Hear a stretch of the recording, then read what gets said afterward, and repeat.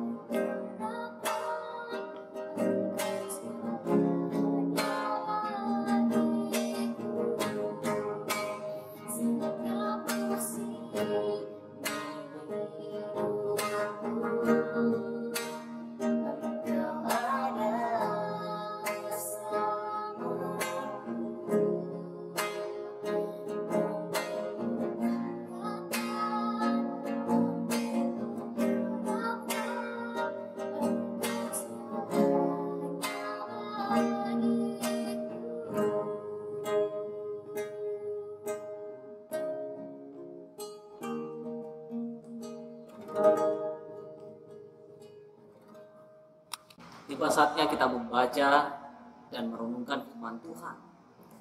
Mari sama-sama kita memohon hikmat melalui doa kepada Roh Kudus. Kita berdoa. Terpuji namamu Tuhan. Malam hari ini Tuhan beri ruang dan waktu untuk menikmati perjumpaan dengan Tuhan melalui satu teduh malam wilayah 4 Makassar. Kiranya firman-Mu mengambil tempat terbaik dalam hati dan pikiran kami. Ya Roh Kudus, beri kami hikmat dan pengertian untuk dapat memahami dengan benar setiap pesan yang Tuhan ingin kami dengar, yang Tuhan ingin kami mengerti di tengah-tengah situasi kehidupan kami saat ini. Berfirmanlah Tuhan, demi Kristus Yesus kami berdoa, kami berpengharapan pada Bapa di surga. Amin.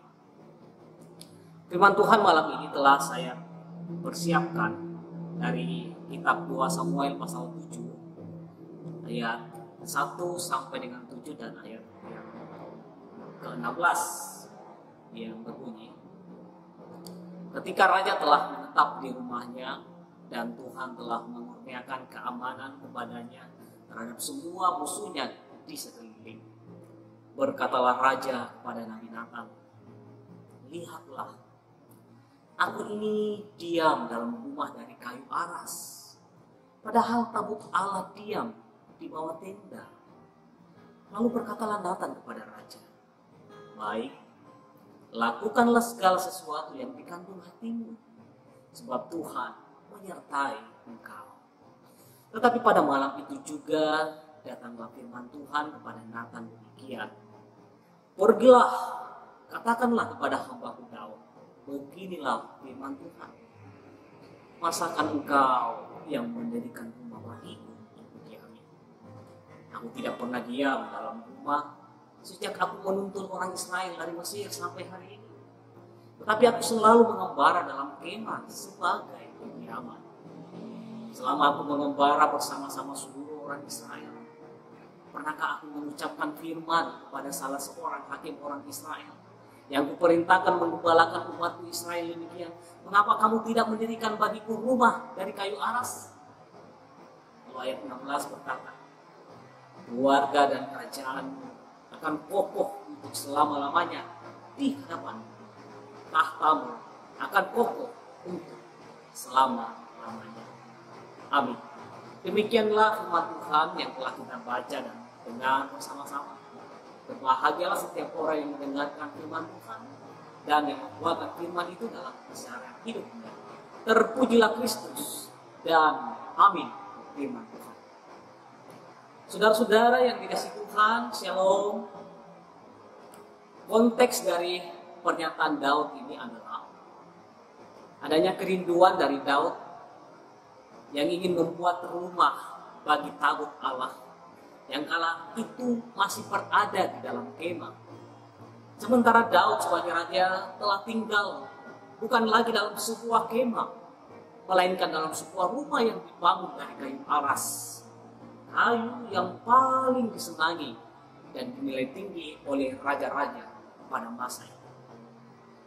Secara sepintas Bapak Ibu Saudara-saudara, membangun bait Allah bagi tabut perjanjian merupakan ambisi terbesar Daud. Hal ini sangat-sangat penting, sebab jika itu boleh terjadi, hal itu akan makin memperkuat dinasti Daud sebagai keluarga yang Tuhan pilih menggantikan keluarga Raja Saul di dalam memimpin Israel. Lalu apa alasan Tuhan lebih memilih tetap di kemah daripada bait Allah yang ingin Daud bangun? Saudara, ingat, konteks bacaan kita ini adalah tabut Allah telah dibawa ke Yerusalem. Itu berarti baik Daud maupun seluruh orang Israel memandang bahwa Allah telah hadir dan mengesahkan bahwa keluarga Daud telah yang Allah pilih menggantikan dinasti Saul sebagai raja bagi Israel. Tapi ini tidak cukup bagi Daud secara politis. Daud ingin memastikan bahwa Allah sungguh telah menetapkan secara permanen di Yerusalem. Karena itu Daud memutuskan untuk membangun bait Allah. Dengan demikian, Jika bait Allah dibangun, maka dalam pikiran Daud, Allah akan berdiam di Yerusalem selama-lamanya, dan kerajaan Daud dipastikan kokoh, jaya, abadi. Tapi sekali lagi, Allah menolak keinginan Daud. Sebab jika bait Allah dibangun, maka hadirat Tuhan di tengah-tengah masyarakat memang di satu pihak dijamin bahwa Allah menetap secara permanen, tetapi di pihak lain kebebasan Allah diancam, bahkan dibatasi. Karena itu Bapak Ibu, pesan Tuhan kepada Nabi Nathan malam itu menegaskan bahwa Tuhan tidak terikat di suatu tempat yang tetap. Sebaliknya, Tuhan bebas pergi kemana saja sembari menuntun umatnya di dalam perjalanan kehidupan. Saudara yang baik hati, Tuhan selalu bersifat dinamis dan tidak statis. Dengan demikian, Tuhan tidak mau rumah tetap dibangun baginya. Tuhan sedang mengajari Daud bahwa bukan Daud yang harus mengatur dan menetapkan Allah harus bekerja di mana dan menetap di mana. Allah yang bebas tidak bisa diikat oleh rumah yang didirikan manusia. Manusia tidak bisa mengatur Allah dengan simbol-simbol keagamaan. Yang benar itu adalah Allah lah yang mengatur manusia. Daud sekali lagi hampir terjebak dan jatuh pada ambisi yang ingin mengatur Allah bagi kepentingan politik. Demikian juga dengan Nathan yang telah mengesahkan keputusan Daud. Saudara, hal ini mengingatkan kita bahwa Daud punya keinginan itu, tapi Tuhan punya mau yang beda. Manusia punya kemampuan untuk berencana, tapi Allah yang menentukan. Kalau kita mau jujur, banyak orang mengandalkan hari depannya dengan perhitungannya sendiri. Dalam berencana, kita merasa mempunyai kekuatan yang dapat kita andalkan. Ada yang mengandalkan kedudukannya, ada yang mengandalkan koneksinya pada orang tertentu, ada yang mengandalkan kekuatan fisiknya. Bahkan mengerikannya, ada yang merasa karena dia kuat pelayanan, dia rajin memberikan persembahan kepada gereja, maka Tuhan pasti mendengar setiap hal yang dia minta dalam doa. Kita lupa bahwa sekuat-kuatnya sebuah faktor andalan, faktor tersebut tidak memberi jaminan mutlak. Tuhan bebas bertindak dengan caranya sendiri, dan tentu menurut kasih karunia dan anugerahnya. Karena itu, di dalam hidup ini, hai jemaat, jangan pernah lupa untuk mengandalkan diri pada pengasihan Tuhan. Allah tidak mau hadiah rumah dari Daud. Apakah itu berarti jika Allah menolak keinginan Daud, maka itu berarti Allah menolak mengukuhkan tahta kerajaan bagi keluarga Daud? No. Walaupun Tuhan tidak menyetujui permintaan Raja Daud, tapi Allah berjanji akan tetap mengukuhkan tahta kerajaan bagi keturunan keluarga Raja Daud. Lalu apa buktinya? Buktinya ada di ayat 11. Bukan Daud yang akan membangun rumah, yaitu gedung bagi Allah, tetapi Tuhan yang justru akan memberikan rumah dalam arti keturunan bagi Daud. Kata rumah di sini mempunyai arti bukan sekedar tempat menetap, tapi menunjuk pada keturunan dinasti kepada Daud. Allah mengukuhkan dinasti Daud sebagai raja bagi Israel. Daud mau kasih Allah rumah, itu kecil bagi Allah. Allah justru kasih Daud rumah dalam arti keturunan untuk menegaskan kepada Israel bahwa Allah menghendaki dari keturunan Daudlah lahir raja-raja Israel, pilihan Tuhan. Saudara, dari sini kita belajar, ketika keinginan Daud tidak disetujui oleh Tuhan, Daud tentulah kecewa. Iya, bagaimana tidak kecewa? Tuhan tidak mengizinkan dia membangun sebuah rumah untuk dirinya. Padahal itu adalah ambisi Daud, yang mana hal itu bisa langsung mempertegas kekuatan politis Daud. Menarik untuk belajar dari tanggapan Daud yang menunjukkan kepada kita bagaimana menangani kekecewaan dalam hidup ini. Walau kecewa, Daud dengan rendah hati menerima rencana Tuhan tanpa berusaha mengubah pikiran Tuhan. Daud dengan jiwa besar mendengar Tuhan tanpa berusaha memberontak. Tuhan, Kenapa engkau tidak izinkan kuwujudkan impianku, kuwujudkan ambisiku ini? Sepertinya Daud tahu bahwa jika Tuhan berkata tidak untuk sesuatu hal yang paling diimpikan, makanya menjadi ambisinya selama ini. Itu petanda bahwa Tuhan akan mengatakan ya untuk sesuatu yang jauh lebih baik. Dan itu benar. Daud pada akhirnya tahu untuk apa harus kecewa bila ternyata yang Allah siapkan dalam hidupnya jauh lebih indah. Jauh melampaui apa yang Daud pikirkan. Jauh melampaui dari apa yang Daud pikirkan, impikan dalam hidupnya.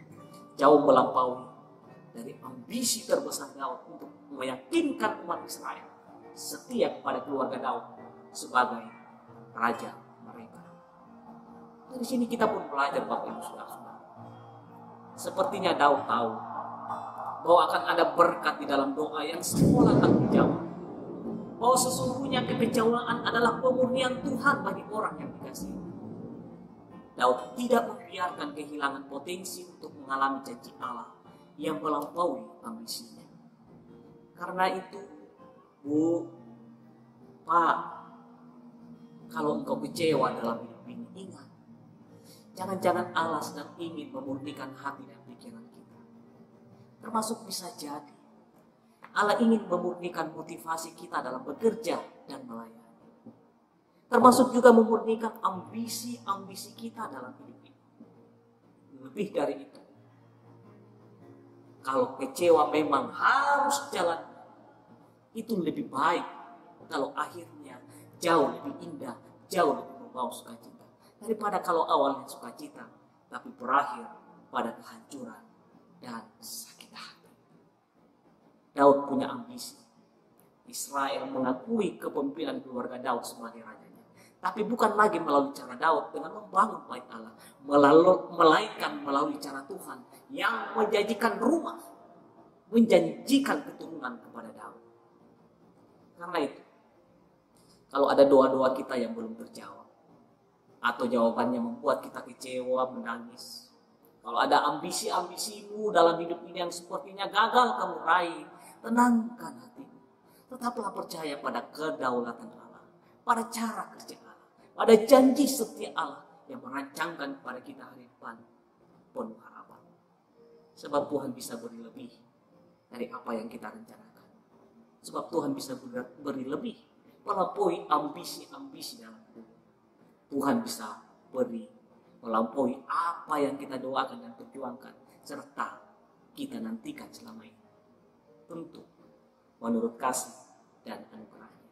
Tentu menurut apa yang Dia pandang baik bagi hidup dan masa depan kita. Amin. Kita sama-sama satu dalam doa syafaat, kita berdoa. Bapa, ini kami Tuhan, di tengah-tengah situasi pandemi COVID yang akhir-akhir ini makin meningkat, membuat kami cemas, khawatir dalam hidup ini. Bahkan situasi ini membuat kami kadang harus berada pada situasi kecewa. Karena beberapa rencana-rencana kami harus tergantikan. Rencana-rencana kami menjadi terhalang. Semua berjalan tidak seperti yang kami impikan dan harapkan. Tapi firman-Mu mengingatkan kami, Bapa, untuk selalu percaya bahwa rancangan Tuhan bagi kami adalah rancangan damai sejahtera yang memberikan hari depan penuh harapan. Sekaligus selalu mengingatkan kami hanya mampu berencana-berencana dalam hidup. Tapi Tuhanlah yang menentukan segala yang akan terjadi dalam kehidupan kami. Tapi semua itu terjadi menurut kasih dan anugerah Tuhan atas hidup kami anak-anak. Buat kami selalu percaya Tuhan.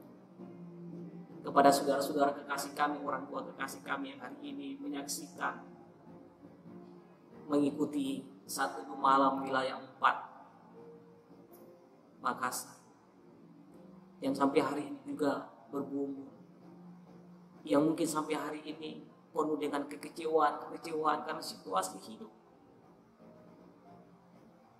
Ibu taburkanlah dan kuatkanlah, besarkanlah pengharapan iman mereka untuk tetap percaya